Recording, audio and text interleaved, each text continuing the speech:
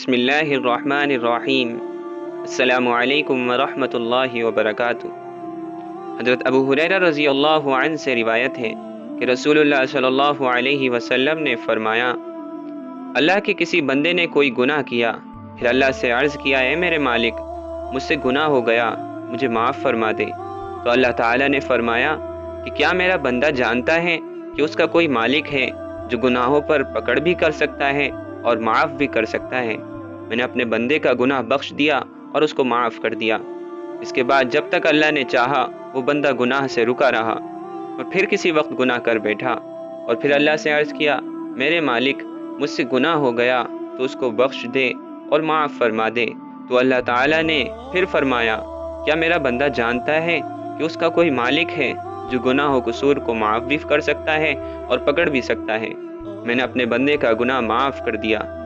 اس کے بعد جب تک اللہ نے چاہا وہ بندہ گناہ سے رکا رہا، اور کسی وقت پھر کوئی گناہ کر بیٹھا اور پھر اللہ تعالیٰ سے عرض کیا، اے میرے مالک و مولا، مجھ سے اور گناہ ہو گیا تو مجھے معاف فرما دے اور میرا گناہ بخش دے۔ تو اللہ تعالیٰ نے پھر ارشاد فرمایا، کیا میرے بندے کو یقین ہے کہ اس کا کوئی مالک و مولا ہے جو گناہ معاف بھی کرتا ہے اور سزا بھی دیتا ہے؟ میں نے اپنے بندے کو بخش دیا، اب جو اس کا جی چاہے کرے۔ یہ حدیث متفق علیہ ہے۔ اس حدیث میں رسول اللہ صلی اللہ علیہ وسلم نے بار بار توبہ کرنے والے اور بار بار استغفار کرنے والے جس بندے کا واقعہ بیان فرمایا ہے۔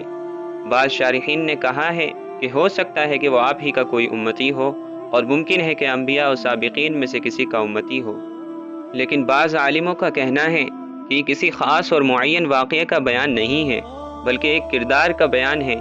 اللہ تعالیٰ کے لاکھوں کروڑوں بندے ہوں گے جن کا حال اور کردار یہی ہے کہ اللہ اور آخرت پر ایمان کے باوجود ان سے گناہ ہو جاتا ہے، اور پھر وہ نادم و پشیمان ہو کر اللہ تعالیٰ کے حضور میں استغفار کرتے ہیں، اور اس کے بعد بھی ان سے بار بار گناہ سرزد ہوتے ہیں، اور وہ ہر بار سچے دل سے استغفار کرتے ہیں۔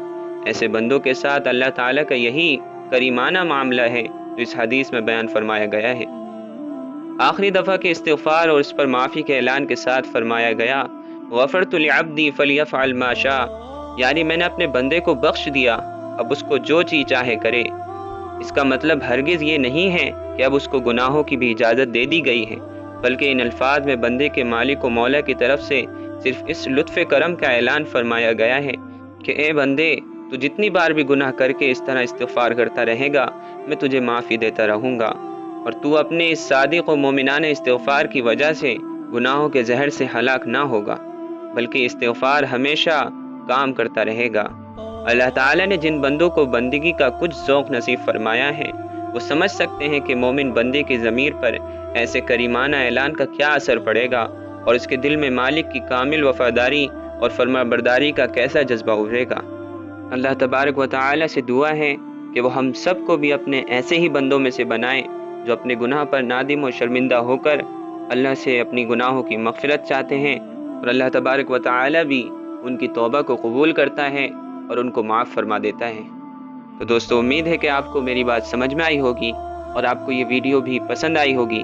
اگر آپ کو یہ ویڈیو پسند آئی تو اس کو لائک اور شیئر کریں، اور میرے چینل کو ضرور سبسکرائب کریں تاکہ اسی طریقے کی اور ویڈیوز آپ تک سب سے پہلے پہنچیں۔ السلام علیکم ورحمۃ اللہ وبرکاتہ۔